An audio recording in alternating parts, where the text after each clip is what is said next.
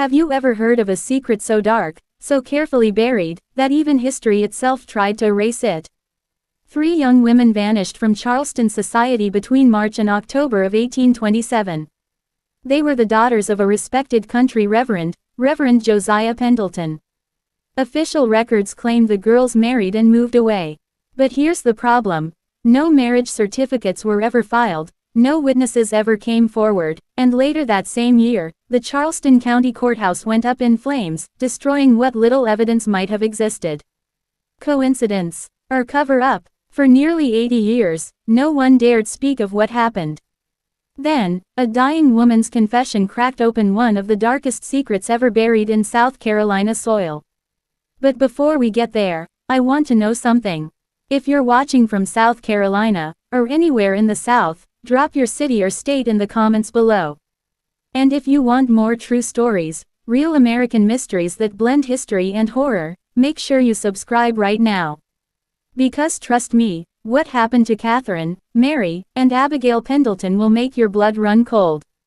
And it all begins, not with the Reverend himself, but with the men who owned his debts like chains around his neck. Street, James Parish, 1825. 12 miles northwest of Charleston, the Carolina Low Country stretched in endless flatlands where cotton fields met pine forest. The Santee River wound through like a dark ribbon, carrying secrets as surely as it carried barges of rice and cotton. The parish was home to about 300 souls, most of them enslaved laborers who worked the scattered plantations. The white population was small: planters, merchants, a physician, and families clinging to reputation as much as land. At the heart of it all stood the little white chapel, its fresh paint gleaming against the green of the fields, its bell tower rising high enough to be seen for miles. For 11 years, Reverend Josiah Pendleton had preached there. He had arrived in 1814, a young man of 28 with a new wife, Sarah, and an infant daughter. He wasn't wealthy, but he had the sort of commanding voice and polished scripture that made the plantation families proud to have him. His sermons gave certainty, comfort, exactly what landowners like to hear. By 1825, Josiah and Sarah had 3 daughters. Catherine, the eldest at 20, tall, serious, and sharp-eyed, the kind of young woman who made people uneasy with her piercing stares, as if she saw straight through their lies.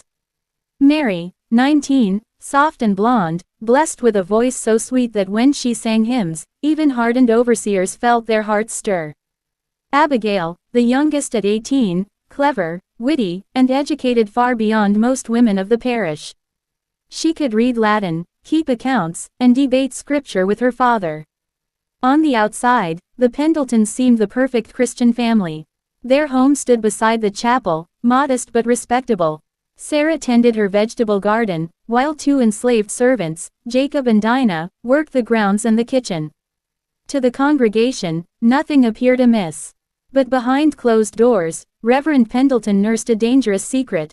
The Reverend's sin. It began harmless enough, or so Josiah convinced himself. After Sunday services, some of the men gathered at the grand home of Charles Drayton, owner of the largest plantation in the parish.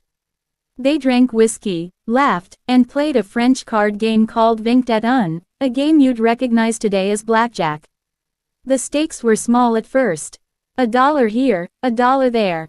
For Josiah, it was fellowship, a way to keep in good graces with the very men whose tithes kept his church alive. But Josiah had what gamblers call the curse.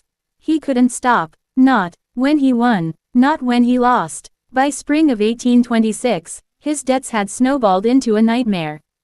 He owed Charles Drayton $800. He owed Judge Thaddeus Calhoun, who presided over the county courthouse, $400. He owed Drive Silas Pritchard, the parish's only physician, $600. And worst of all, he owed Edmund Rutledge, the general store owner and cotton gin operator, over $2,000. By the end, Josiah's debts stood at more than $6,000, over 20 years of his salary. And those men weren't just wealthy landowners. They were something far more dangerous. The Circle. Historians would later call it the Circle, though no one knows if that was its real name.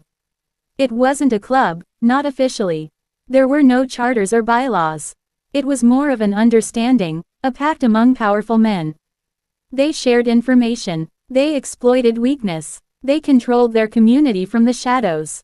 If a farmer missed his mortgage, Rutledge knew. If a merchant faced a lawsuit, Judge Calhoun knew. If a woman was desperate for medicine, Pritchard knew. And Charles Drayton, with his overseers and river traders, knew everything that moved on the roads and waterways. Together, they could make or break any man in the parish. And now, they had their hooks deep into Reverend Josiah Pendleton. The call in, January 1827. Josiah was summoned to the back room of Rutledge's store. He thought, foolishly, that they might grant him more time, maybe even work out a payment plan. Instead, Charles Drayton laid a piece of paper on the table. A ledger of every debt, every game, every interest charge. The number at the bottom, $6,000. You cannot pay this, Drayton said flatly. It wasn't a question. I will find a way, Josiah stammered. I can borrow from my brother in Virginia. Your brother is a schoolteacher, Judge Calhoun cut in. He doesn't have $600, let alone $6,000. I can sell the house, Josiah tried. The house belongs to the church, Pritchard said softly. You don't own it. You own nothing, Reverend, except your reputation. And then Edmund Rutledge leaned forward, his thick fingers drumming the table, his beady eyes narrowing. We don't want to ruin you, Josiah, he said. We want to help you. Help me, Josiah whispered, voice cracking. Charles Drayton smiled a thin smile. You have 3 daughters. Lovely girls. Unmarried girls. The room went silent. Outside, a wagon creaked by on the road. A dog barked somewhere in the night. Josiah's hand shook as he gripped the paper. What are you suggesting? He asked, though deep down he already knew. Judge Calhoun removed his spectacles, polished them with his handkerchief, and said the words that would seal the fate of the Pendleton daughters. To be continued in Part 2. Right finger, would you like me to continue with Part 2 in the same style, 1000 words, horror plus history, with cliffhangers for YouTube audience? The Pendleton Daughters. Part 2, The Price of Innocence. Have you ever wondered how far a father might go to save his family, how much he'd sacrifice when the wall's close in and there's no way out?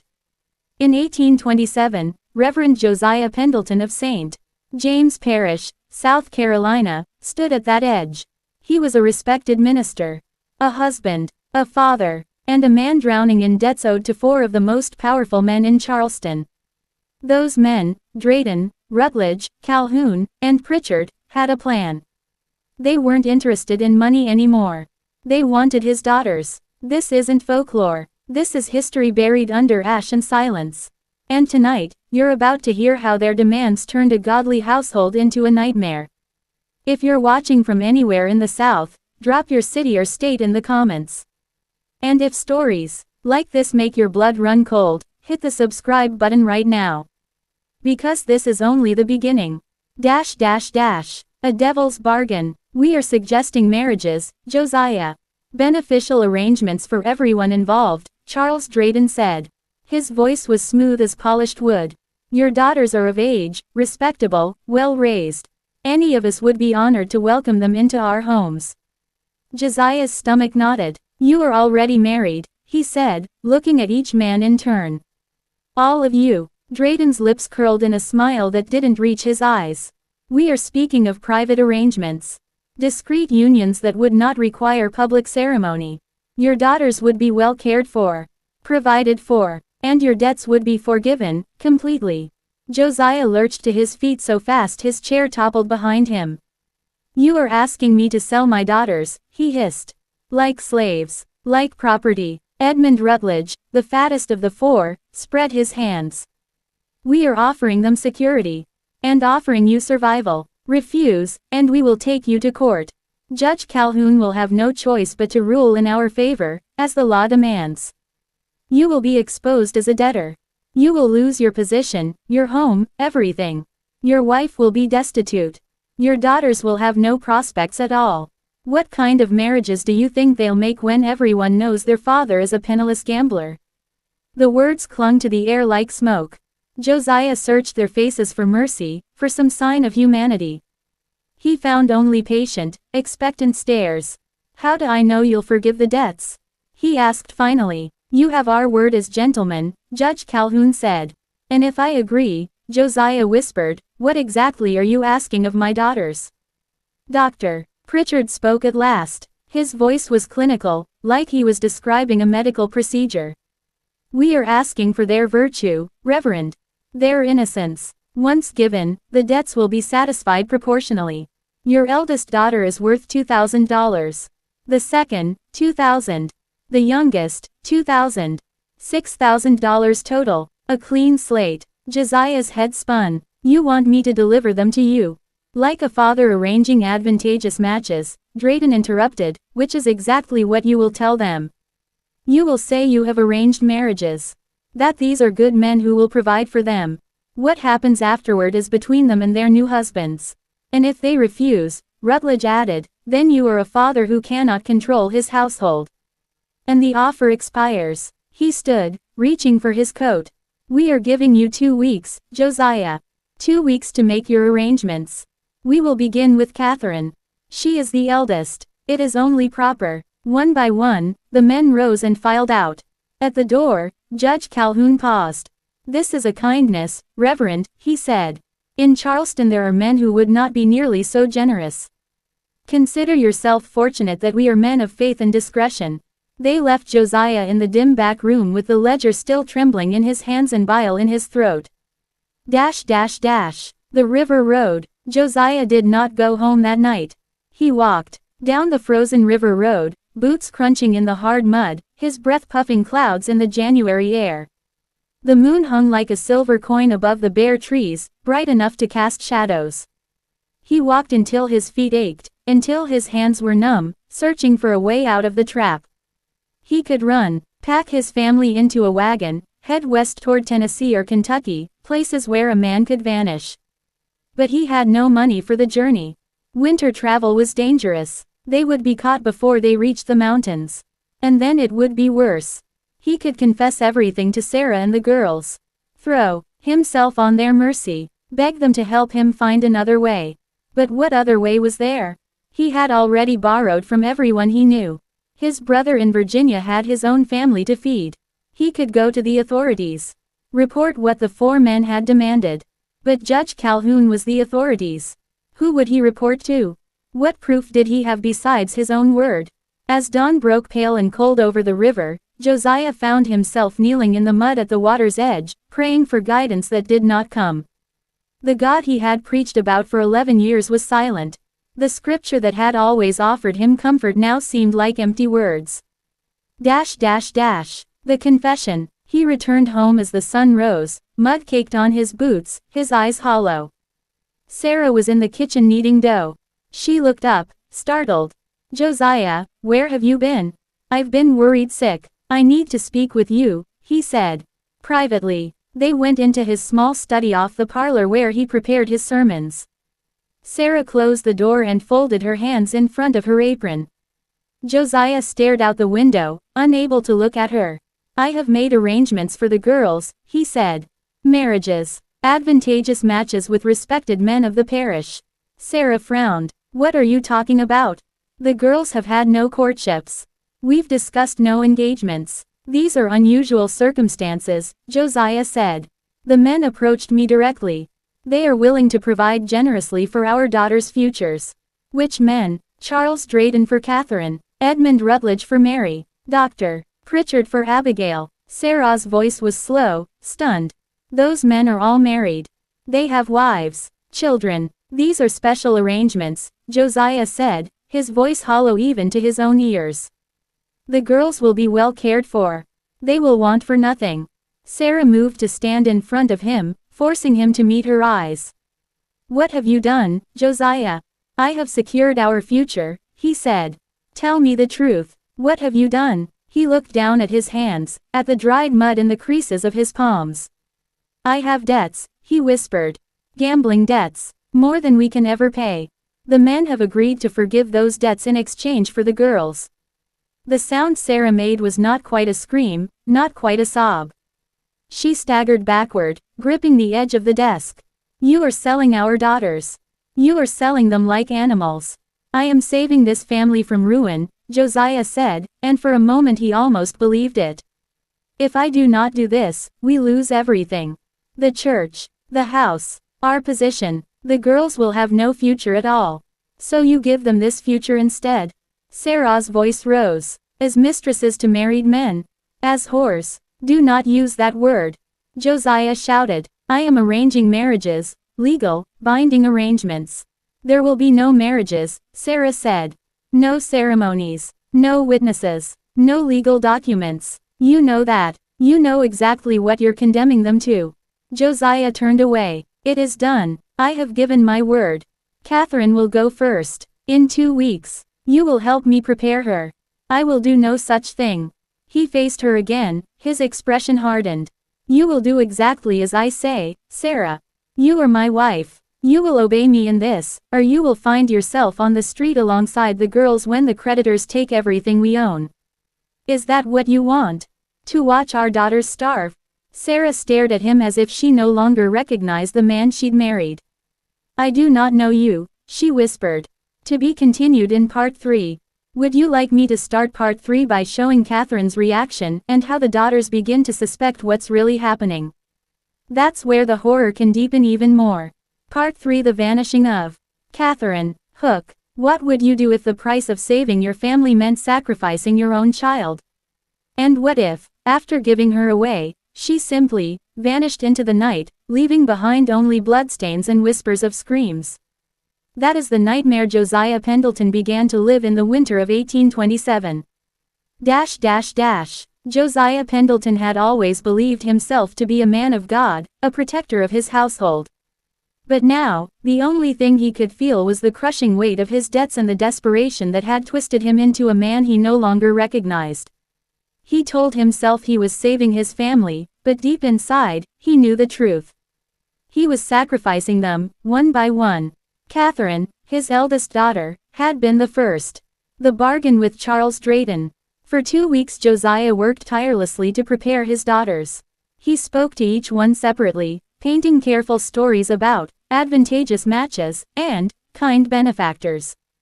But Catherine was not so easily deceived. She sat before him in his study one evening, her dark eyes never wavering. You are lying to me, father, she said. Josiah leaned forward, hands trembling. I am telling you the truth. Charles Drayton is a respected man. He can provide for you in ways I cannot. Charles Drayton is 50 years old, Catherine replied coldly. And he already has a wife who sits in church every Sunday. What kind of marriage is this? Josiah's mouth went dry. It is a private arrangement. Her voice sharpened. And what does he expect in return? Josiah lowered his gaze. What any husband expects of a wife. Catherine rose to her feet. Then I will not go. Josiah's voice cracked, raw with desperation. You will go, or you will destroy this family. Catherine, I am drowning in debts. This is the only way to save us. Her reply cut deeper than any knife. Save yourself, you mean? From your own weakness. The silence between them told her everything she needed to know. She saw it in her father's face, that if she refused, he would force her into the carriage himself. You are damning me, she whispered. I am saving you, he said, but even to his own ears, the words rang hollow. The night of February 14, 1827. On a bitterly cold Valentine's night, Josiah drove Catherine to the Drayton plantation. Frost hung on the branches overhead, and their breath fogged in the lantern light. Catherine sat motionless beside him, wrapped in her heaviest cloak, her face pale as stone. She spoke not a word. Charles Drayton was waiting on the porch, dressed in a fine suit, a glass of whiskey in his hand. His smile was too wide, his courtesy too exaggerated. He helped Catherine down from the wagon, his hand lingering far too long on her arm. Welcome, my dear, he said. I trust your father explained our arrangement. Catherine's silence was answer enough. Josiah handed over a small bag of her belongings, clothes, a few books, and the Bible Sarah had given her as a child. And the debt? Josiah asked quietly. Drayton pulled a folded paper from his coat. $2,000. Paid in full. Josiah's hands shook as he accepted the note. He tried to catch Catherine's eyes, to offer one last word of comfort, but she had already turned away, following Drayton into the house. The door closed. The Reverend stood alone in the cold night, clutching the paper, feeling as though he had bartered away not only his daughter, but also his very soul. What Josiah did not know, what no one knew, was that Catherine would never be seen again. The visit from Margaret Drayton. 3 days later, the knock came at the Pendleton door. Sarah opened it to find Margaret Drayton standing on the porch, her face pale and drawn, her shawl clutched tight around her shoulders. "I need to speak with your husband," Margaret said. Her voice was raw, as if she had been weeping for days. Josiah appeared, startled. "Mrs. Drayton, what brings you here? Where is Catherine?" "That's what I came to ask you," Margaret said sharply. "Where is your daughter?" Josiah stiffened. "She is at your home, with your husband, as we arranged." Margaret let out a laugh like broken glass. "That would be convenient, wouldn't it? But your daughter is gone. Vanished. And my husband refuses to tell me what happened to her." Sarah's blood ran cold. "What do you mean, gone?" Margaret's voice cracked as she answered. "I searched every room. I questioned every servant. Catherine has not been seen since the night she arrived. Her cloak still hangs by the door. Her belongings untouched. Charles claims she ran away, but what girl runs into the freezing February night without even a cloak?" Josiah swallowed hard. Perhaps she was unhappy with the arrangement. "Do not lie to me," Margaret snapped. "I know what kind of man my husband is. I know the circle and their vile debts. I know what Charles does to the slave girls when he thinks I am not watching. And now, I know what happened to Catherine Pendleton. And you, Reverend, you are as guilty as he is." Sarah's voice trembled. "Tell us what you know." Margaret lowered her tone, as if afraid the very air might carry her words. "The servants told me they heard screaming from the east wing that night. Screaming that went on for hours, and then suddenly stopped. The next morning, there was blood on the floor. Enough to stain the hall. Charles ordered it scrubbed immediately, but the housemaid saw it." Sarah's knees nearly gave way. "How much blood?" "Enough that someone was badly hurt. Perhaps dying. Catherine's letter." Margaret's eyes darted around nervously as she reached into her reticule and pulled out a folded piece of paper. "I found this hidden under Catherine's mattress. She must have written it that first night." Sarah unfolded the letter, her hands trembling. Catherine's familiar handwriting blurred with tear stains. "Mother, if you are reading this, then I am gone.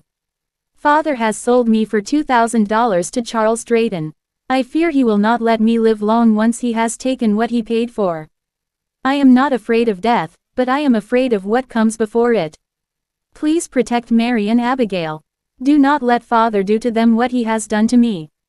I love you always. Your Catherine." Sarah read the words twice, tears spilling down her cheeks. Her voice broke. She knew he was going to kill her. Josiah tried to speak, but his voice was hollow. "We cannot be certain. She may have fled. Listen to yourself." Sarah exploded. "You know what happened. You sent her there. You killed her." Margaret's voice was soft but unflinching. "Everyone knows what Charles Drayton does. Slave girls have vanished before.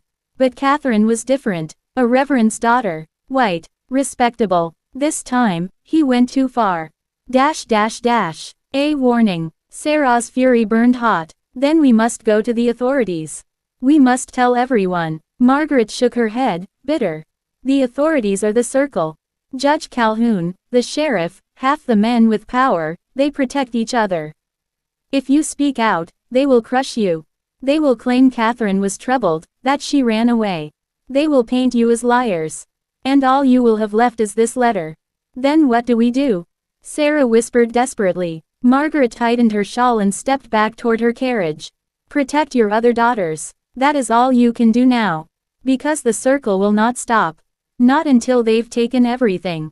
And with that, she was gone. But the nightmare had only just begun. Right finger end of part 3. Part 4. The circles. Grip. Hook. What happens when you know the truth, but no one will believe you? When the powerful close ranks, and the guilty walk free. In 1827 Charleston, the Pendleton family learned just how far the circle would go to protect their own. The weight of Catherine's absence. The Pendleton household was no longer the same. Catherine's chair at the table sat empty, her books untouched, her laughter gone. But what haunted the family most was the silence. Josiah avoided Sarah's eyes. He prayed at night, his lips moving, but even he knew his prayers sounded hollow. Sarah, meanwhile, kept the letter close.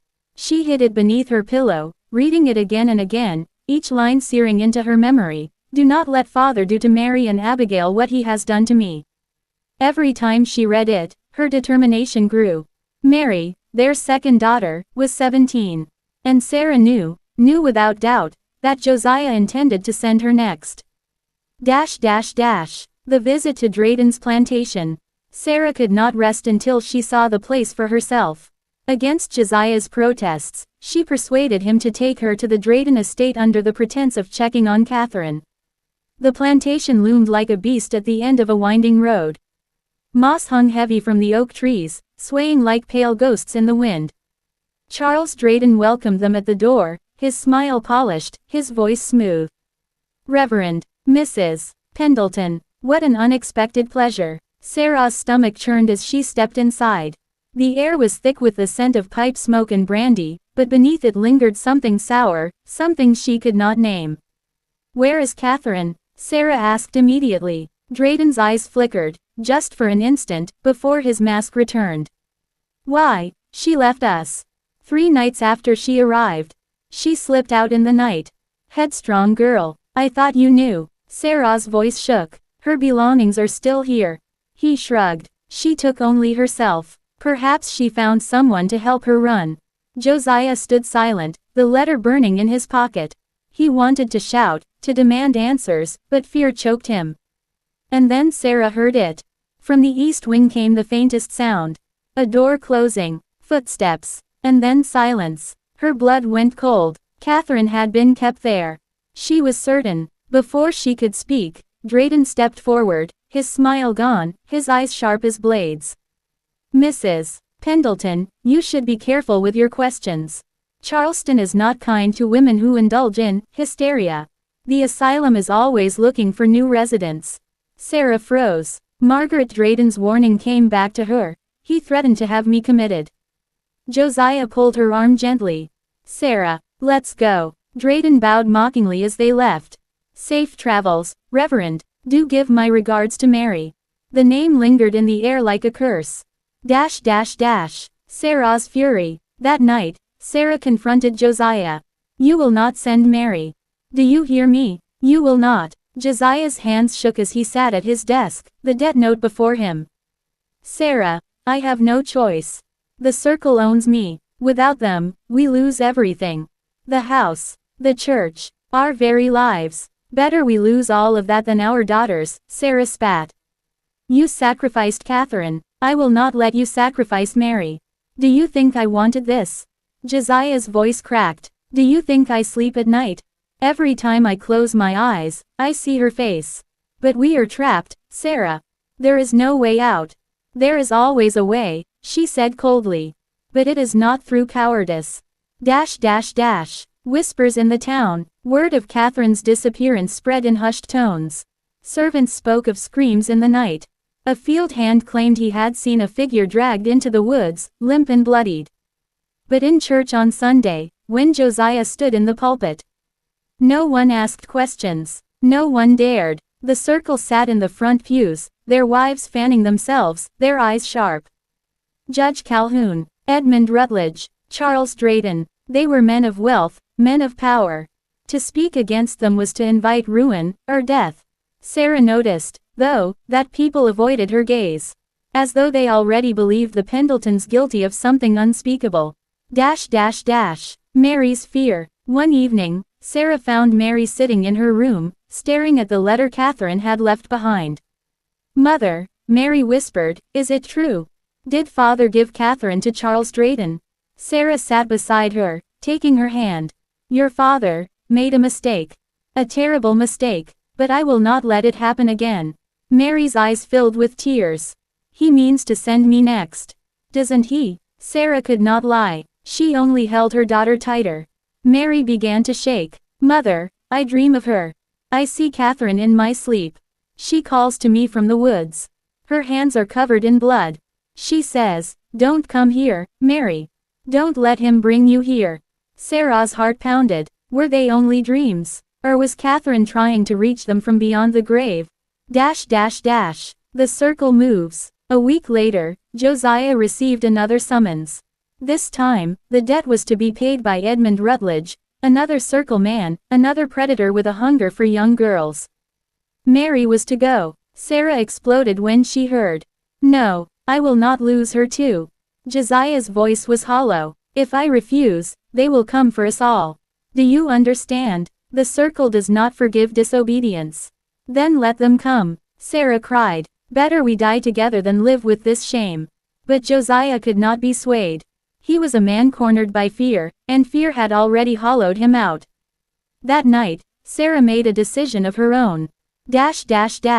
A secret plan. When the house was silent, she crept into the kitchen and began to pack a small satchel, bread, a little money, the family Bible, Catherine's letter. She would take Mary and Abigail away before Josiah could deliver them. But as she worked, she heard footsteps behind her. Mary stood in the doorway, pale and trembling. "Mother, I heard voices outside. Men, I think they're here." Sarah froze. Through the window, she saw lanterns moving at the edge of the property. Dark figures, waiting, watching. The circle had come early. The shadows at the door. The knock thundered through the house just after midnight. Josiah stumbled from his study, his face white as a sheet. Sarah clutched Mary's hand, pulling her close. Abigail, the youngest, peered from the stairs, eyes wide with terror. Another knock, harder this time. "Reverend Pendleton," a deep voice called. "It is time." Sarah felt the air grow cold, as if the house itself knew what was about to happen. She whispered a prayer under her breath, not to save Josiah, not to save the house, but to save her daughters. Because the nightmare had only just begun. Right finger end of part 4. Would you like me to also prepare part 5 where the circle's power closes in, and Mary's fate darkens right now, so you can keep the flow moving for your YouTube series? Part 5 Mary's bargain with the dark. Hook. What would you do if powerful men came to your door at midnight, demanding your daughter as payment? In Charleston, 1827, the Pendletons were about to learn that once you gave the circle one child, they would never stop asking for more. The midnight visitors. The pounding at the door shook the Pendleton house like thunder. Sarah clutched Mary's hand tighter, while Abigail whimpered on the stairs. "Reverend Pendleton," boomed the voice outside, "you know why we are here. Do not make us wait." Josiah staggered toward the door. His face was pale, his hands trembling. He knew this moment would come, yet dread still rooted him in place. "Josiah, don't," Sarah hissed. "Don't you dare open that door." But his hand was already on the latch. He turned to her, his eyes hollow. "If I refuse, they will ruin us all. If I obey, at least 2 daughters will remain safe." Safe. The word turned Sarah's stomach. Catherine had been safe, too. The door swung open. 3 men stood in the lantern light, Judge Calhoun, Edmund Rutledge, and Dr.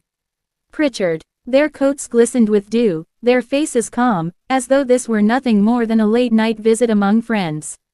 "Evening, Reverend," Judge Calhoun said smoothly. "The hour is late, but the circle waits for no man. It is time to settle the second portion of your debt." His eyes shifted past Josiah to Mary, who clutched Sarah's sleeve in terror. Sarah's defiance. Sarah stepped forward, blocking their view.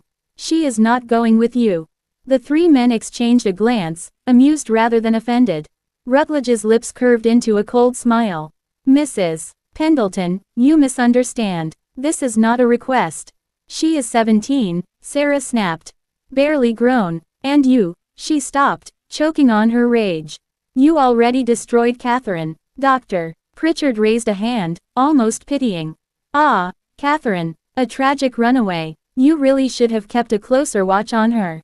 Sarah's blood boiled. "Liar. She never ran away." Calhoun's expression hardened. "Careful, Madam, words spoken against men of standing have consequences. Sarah held her ground. If you take her, you will have to kill me first. The silence that followed was heavy. Josiah's shoulders sagged. He whispered, Sarah, please. Let her go. Mary's cry pierced the room. No, father, please. The choice. Calhoun finally spoke. We are reasonable men. We will give you until tomorrow evening.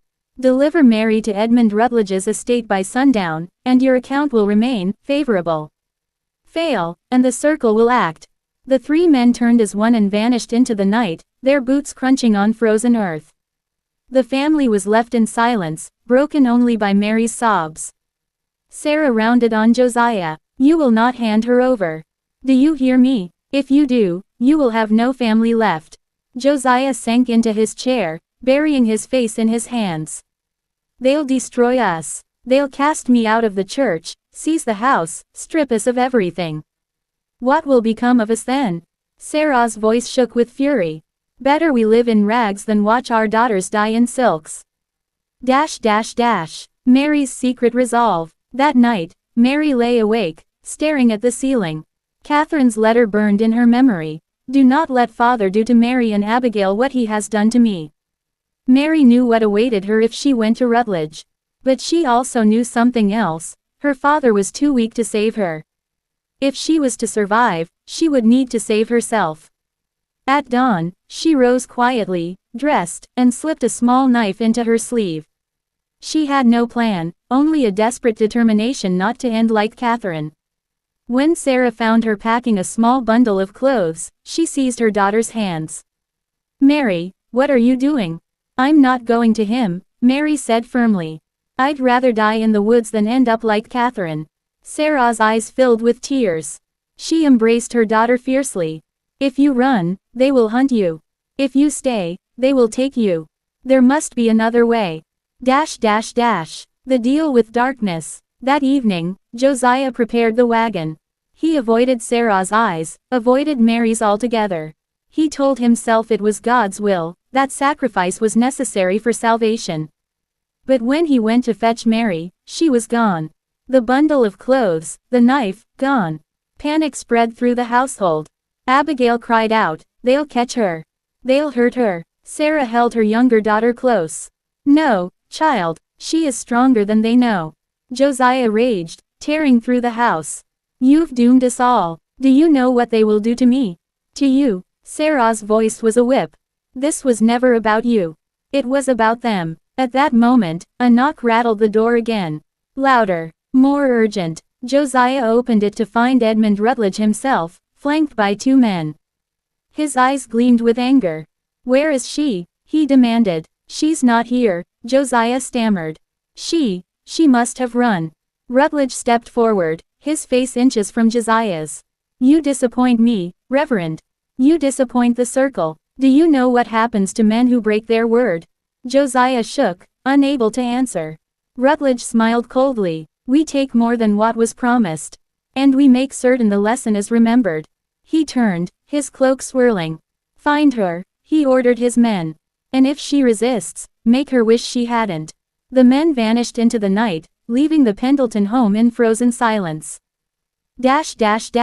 Mary in the woods. Meanwhile, Mary fled into the black woods beyond the river. The night was bitter cold, her breath white against the darkness. Twigs snapped under her boots, every sound echoing like a gunshot. She ran until her lungs burned, until her skirts tore on branches and her knife bit into her palm from holding it too tightly. But then, she heard it. A voice, low, whispering, calling her name, Mary. She froze, her heart hammering. It wasn't her father. It wasn't Rutledge. It was Catherine. From the shadows ahead, something pale flickered between the trees. A figure in a torn cloak, blood staining the hem. Catherine's face, hollow-eyed, lips moving. Mary, don't go with him. Mary's scream split the night. She dropped her bundle and ran, the ghostly voice echoing behind her. She didn't know if it was real, or if fear had finally broken her mind. But she knew one thing, Catherine was warning her. And the warning came too late. A hand clamped over her mouth. A strong arm dragged her backward into the dark. Dash dash dash. End of part 5. Dash dash dash. Right finger in part 6. Mary's capture and what happens inside Rutledge's estate will reveal just how deep the circle's evil runs, and how Catherine's spirit may not be at rest. Would you like me to write part 6 now, where Mary faces Rutledge's cruelty and the supernatural begins to twist even darker? Part 6, The House of Rutledge. Hook. They say Charleston's grandest homes were built on blood and secrets. But few knew what really happened behind Edmund Rutledge's iron gates. When Mary Pendleton was dragged inside, she realized her father's deal with the circle wasn't about money or faith. It was about feeding something, not entirely human. Dash dash dash. The arrival. Mary struggled against the men who held her, her muffled cries smothered by the hand across her mouth. They dragged her through the woods, down a narrow road lit only by the moon. At last, they reached it, the Rutledge estate. A towering mansion of brick and white columns, its windows glowing with candlelight. The iron gates creaked open as though by unseen hands. She kicked, bit, clawed. But her captors only laughed. Don't waste your strength, girl. You'll need it soon enough. When the heavy doors opened, Edmund Rutledge stood waiting. Dressed in velvet, his silver hair gleamed, but his eyes, sharp and cold, burned with hunger. Ah, he murmured. So the Reverend failed to deliver her himself. How disappointing. But no matter. She is here, and that is what counts. He reached out, brushing Mary's hair back from her face. She jerked away, spitting at him. His smile never faltered. Feisty. Good. The house appreciates fire in its offerings.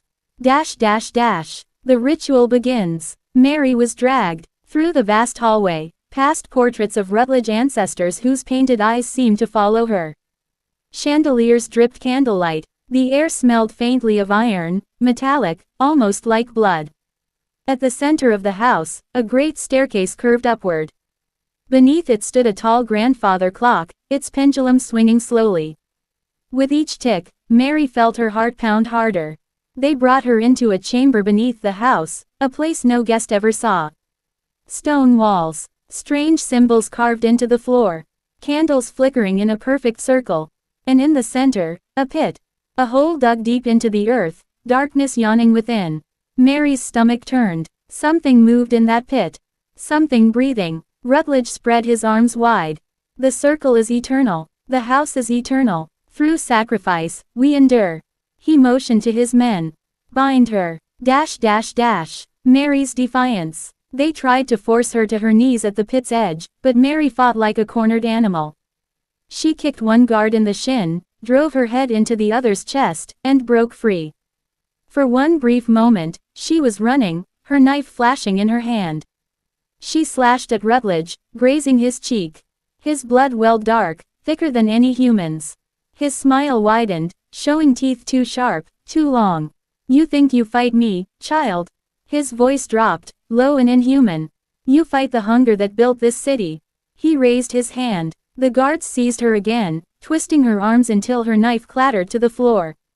Mary screamed, her voice echoing in the chamber. Catherine warned me. She told me what you are. For the first time, Rutledge's eyes flickered with surprise. Then, amusement. Ah, so the dead whisper still. No matter. Soon, you will join her. Dash dash dash. Catherine's shadow. As they forced Mary to the pit's edge, a sudden chill swept through the chamber. The candles guttered, shadows twisting against the walls. And then, Catherine appeared. Her figure shimmered in the flickering light, her dress torn, her face pale with death. She stood between Mary and the pit, her eyes fixed on Rutledge. Leave her, Catherine's voice echoed, hollow yet strong. You took me. You will not take her. The guards froze, their grips loosening. One crossed himself, muttering prayers. Rutledge hissed, his face contorting. Begone, shade. You are bound to the house, you cannot defy me. But Catherine stepped closer, her ghostly hand brushing Mary's cheek.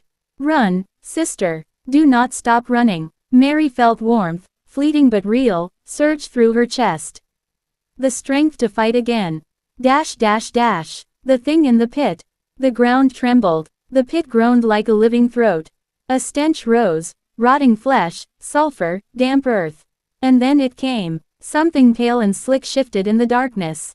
A hand, or what looked like one, reached upward, clawing at the stone floor.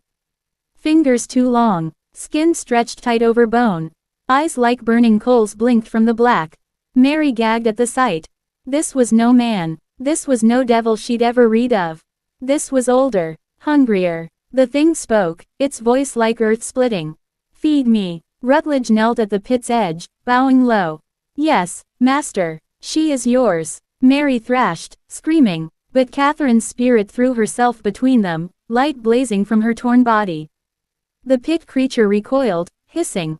Rutledge staggered back, shielding his eyes. The guards fled, their courage breaking. For a moment, Mary thought they would escape. But then the ghostly light flickered. Catherine screamed, her form tearing like fabric.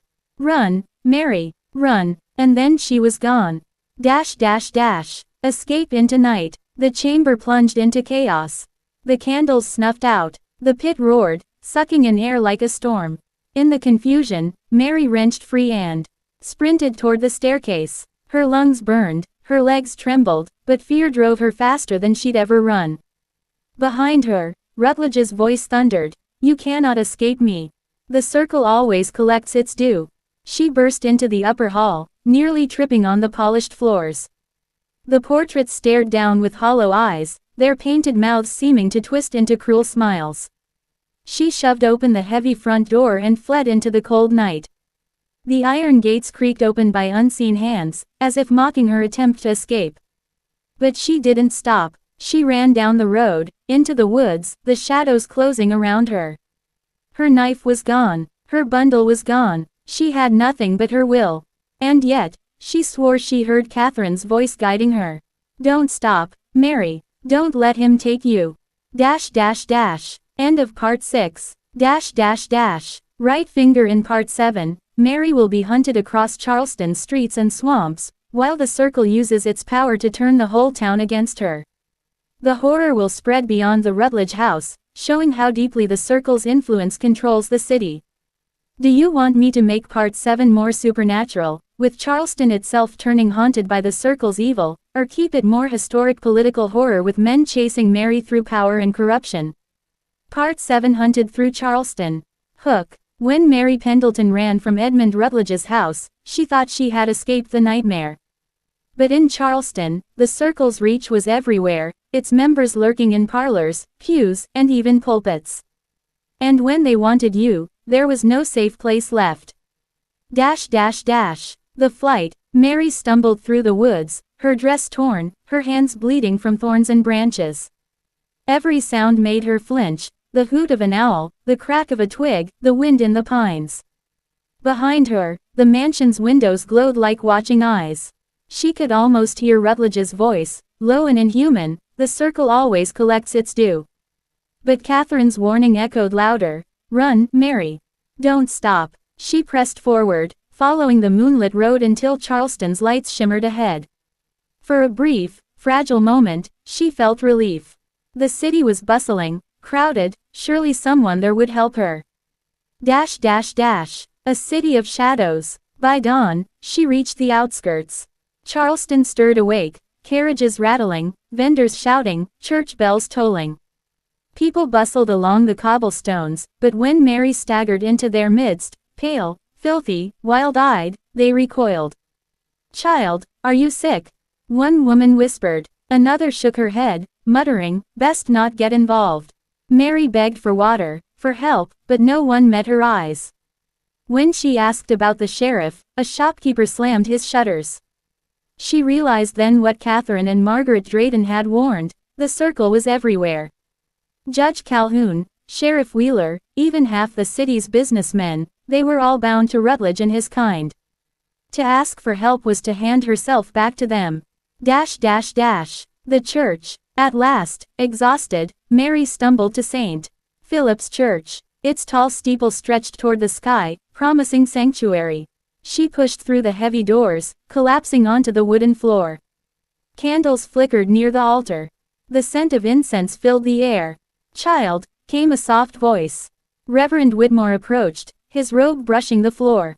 His expression was kind, his eyes gentle. Mary clutched his sleeve. "Please, you must hide me." Edmund Rutledge, he tried to kill me. There's something in his house, something not human. The Reverend stiffened. His face changed. That warmth in his eyes flickered out like a candle. Rutledge, he said softly, is a most generous benefactor of this church. As are the Draytons. As is your father. Mary's heart sank. You're with them. He gave her a pitying smile. There is no with or against, child. There is only survival. The circle feeds, and in return, Charleston thrives. He gestured toward the altar.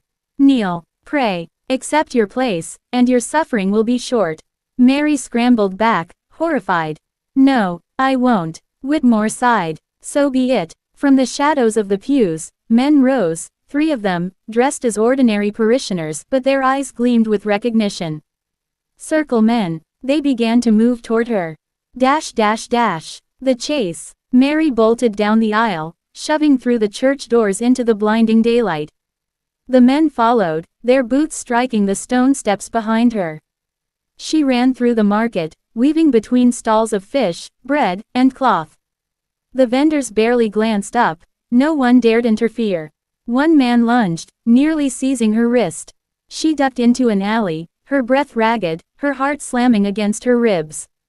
The city blurred. Streets twisted like a maze, leading her back again and again to the same square, the same fountain. She realized with growing dread that Charleston itself seemed to turn against her, its streets bending, its alleys trapping her like a snare. The circle controls more than men, she thought. It controls the very bones of this city. Dash. The stranger. At last, gasping, she stumbled into a narrow lane where a figure stood waiting. An old black man, tall and lean, with eyes that glimmered sharp as glass. He held a bundle of herbs and a carved walking stick. You runnin' from Rutledge, he said simply. Mary froze. How do you? Don't matter how I know. He glanced behind her, where the circle men's footsteps echoed closer. If you want to live, you come with me. Now. Desperation overcame caution. Mary followed as he led her through a hidden door in the side of a crumbling house.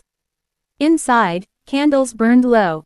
The walls were lined with bottles of powders, roots, and strange symbols.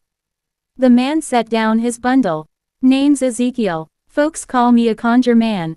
I seen girls like you before, dragged into the circle's hands. Most don't live long enough to run. Mary clutched her chest. You believe me? Ezekiel's gaze hardened. Child, I know. Rutledge feeds something older than him, older than me, older than this land. Been feedin' it since before your daddy's daddy was born. Mary trembled. What is it? He shook his head. Don't call it by name. You don't want it here in you. Dash. Catherine's warning. That night, as Mary dozed in Ezekiel's hidden chamber, she dreamed.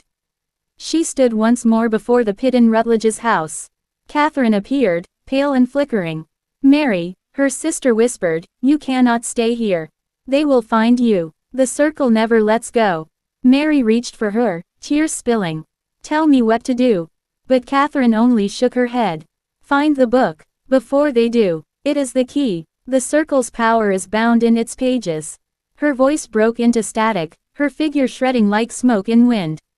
If he gets the book, he will feed the city to the pit. Stop him. Please, stop him. Mary jolted awake, her body drenched in sweat. Ezekiel sat nearby, watching her. You saw her, didn't you? Your sister. Mary nodded, trembling. She told me about a book. The conjure man's face grew grim. Then it's worse than I thought. Dash. The omen. Before Mary could ask more, a low sound echoed outside, a horn. Ezekiel's expression turned dark. They found us. The horn sounded again, answered by the clatter of hooves and boots. Voices shouted in the night. Mary crept to the window and saw them. Circle men, dozens of them, carrying lanterns and torches. They moved like hunters, their faces set with grim determination. But worse, shadows slithered at their heels, not cast by flame or moonlight, shapes that moved like living smoke, stretching long fingers across the cobblestones. Mary's breath caught. What are those? Ezekiel grabbed his staff. Not men, not ghosts. Something the circle calls up when they're desperate. He looked at her, eyes fierce. You want to live, girl? Then listen to me now.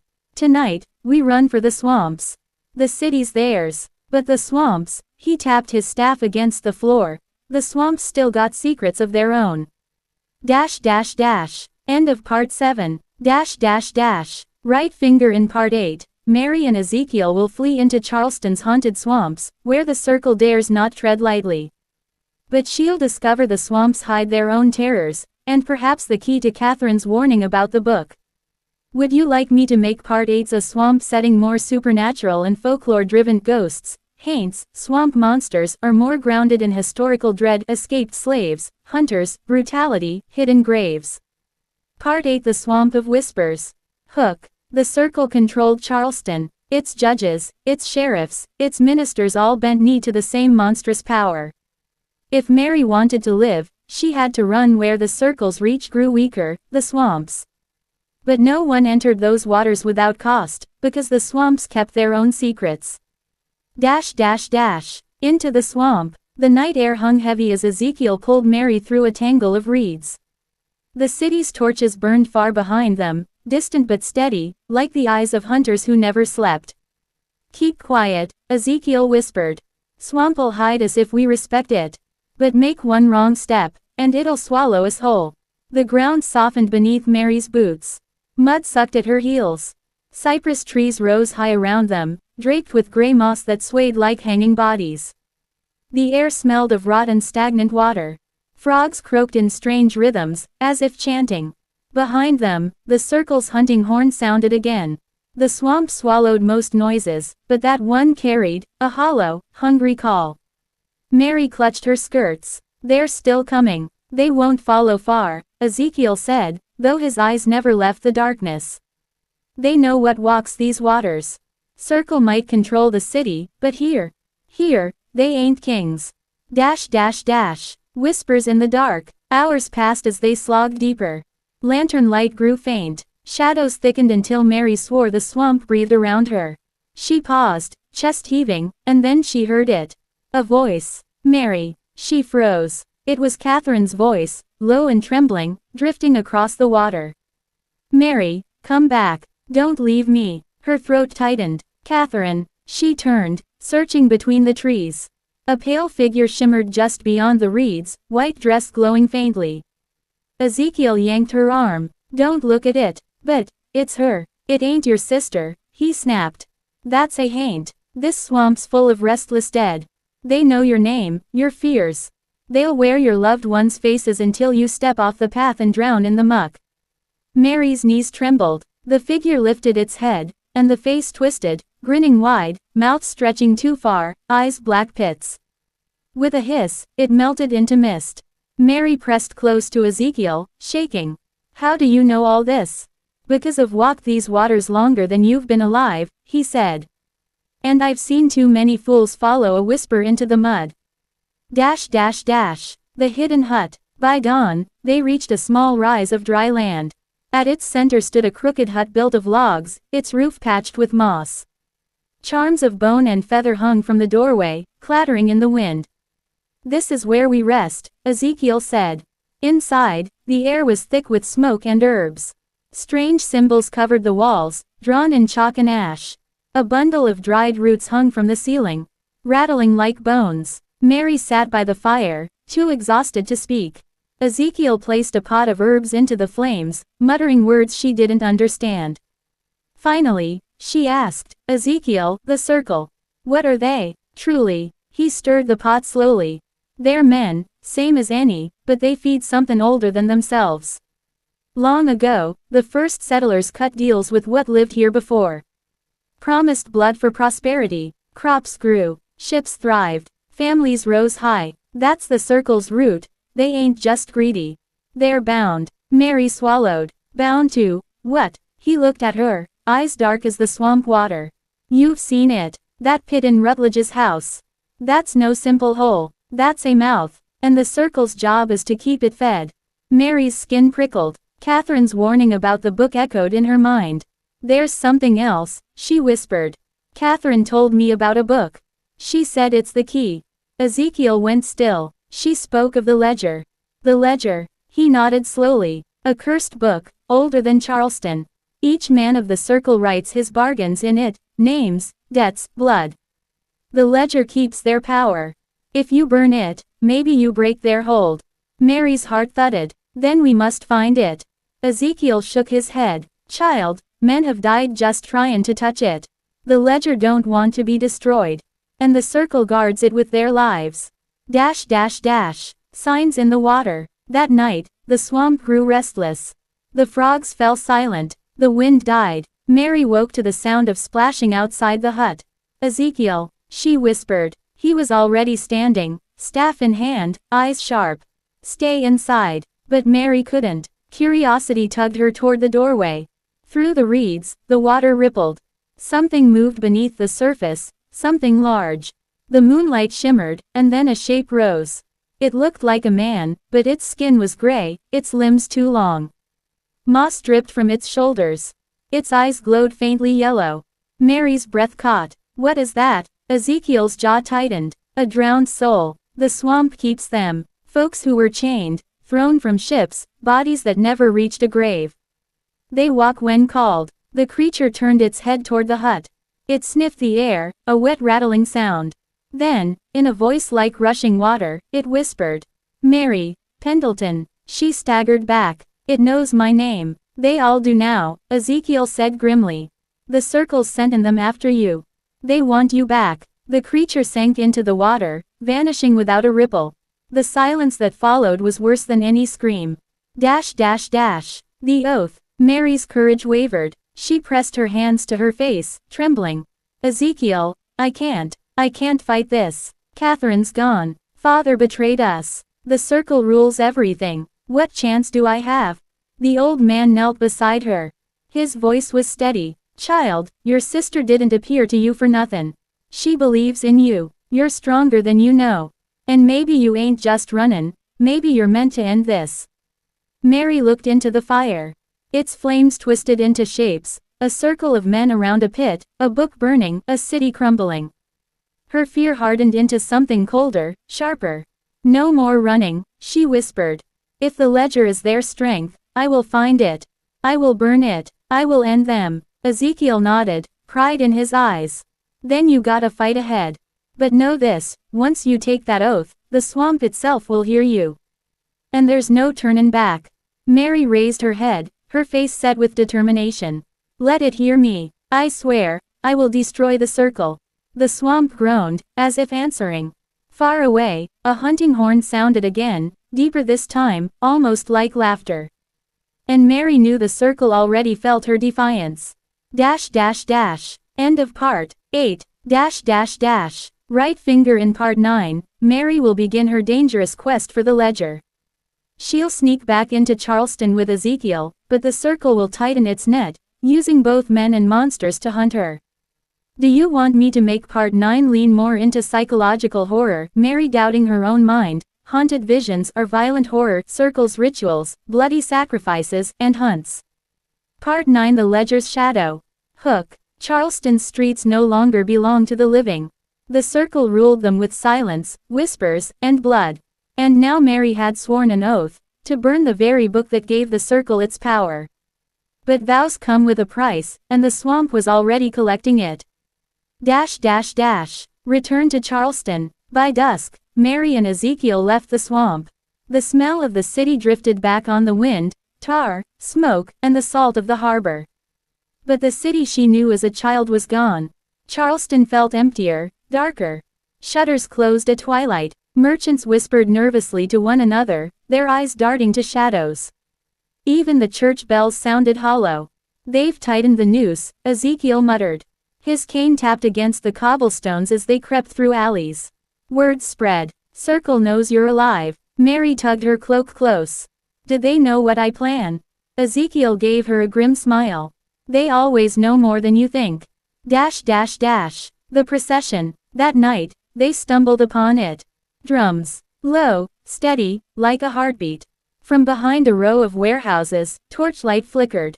Mary peered from the shadows and her breath caught. A procession moved down East Bay Street. Men in black coats and masks carried lanterns shaped like skulls. Between them walked prisoners, half-starved, chained, eyes wide with terror. At the front strode Judge Rutledge himself, his powdered wig ghostly in the firelight. "They're talkin' them to the pit," Ezekiel whispered.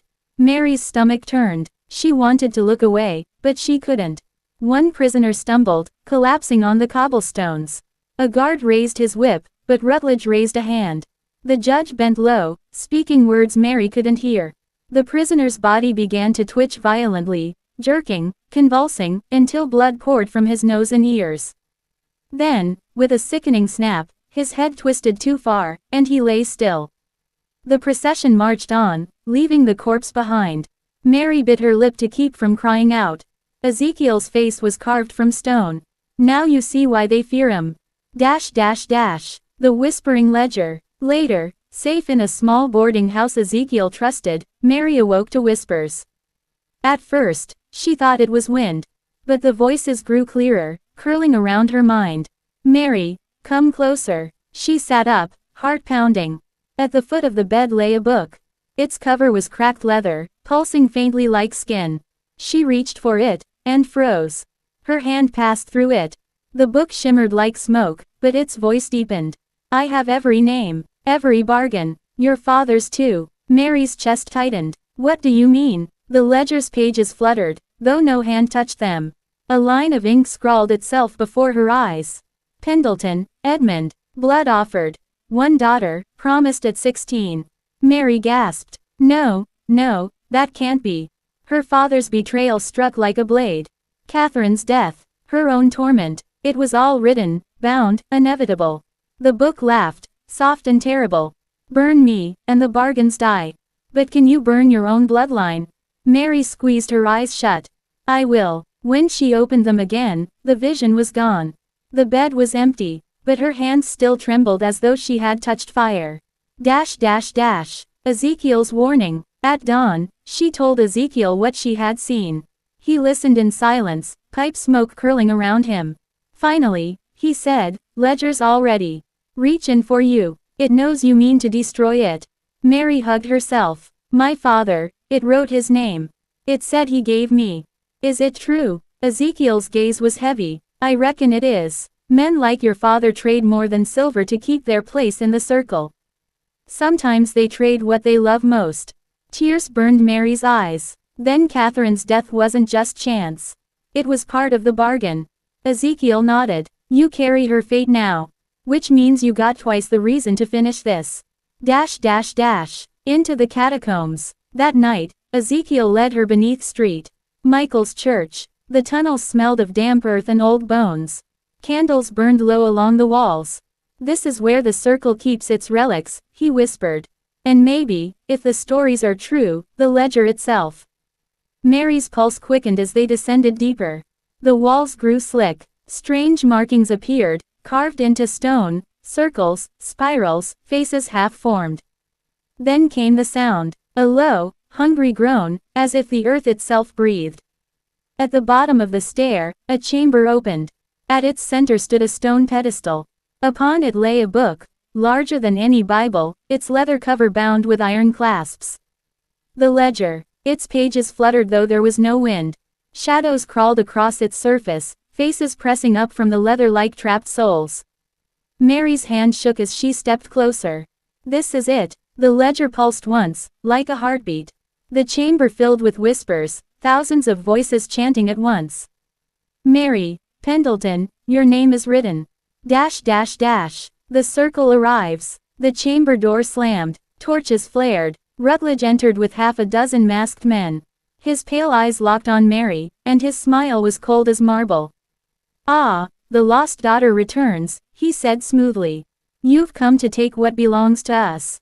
"Foolish child." Ezekiel raised his staff. "Back away, Rutledge. Ledger's time is over." Rutledge laughed. "Old man, you've fought us for years, but you've never understood. The ledger doesn't serve us. We serve it. It is older than the swamp, older than this land. And it will not burn." The guards advanced. Mary's gaze darted to the book. Its clasps rattled, as though it longed to open itself. She heard Catherine's voice again, faint but urgent. "Burn it, Mary. No matter the cost." Mary's resolve hardened. Her trembling stopped. She grabbed a torch from the wall, raised it high. Rutledge's mask slipped for the first time. His smile faltered. No, he barked. If you set fire to it, the whole city will bleed. Mary's eyes burned with fury. Then let it bleed. End of part 9.